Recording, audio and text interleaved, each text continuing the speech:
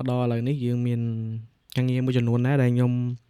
ពេញចិត្តនឹងស្រឡាញ់វាដែរហើយវាធ្វើមកបានស្អាតអីចឹងទៅមិនស្អាតក៏ដោយក៏វាស្អាត មិនស្អាតក៏ដោយក៏វាស្អាត គឺខ្ញុំមាន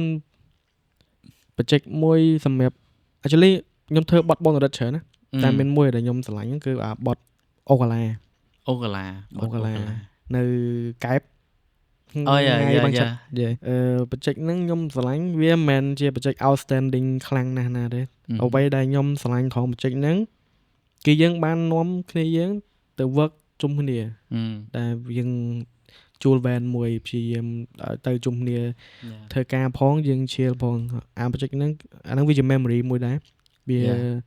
វាមិន hardcore ខ្លាំងវាក៏វាមិន low ខ្លាំងតែគាត់ជាបច្ចេកមួយដែលយើងអាច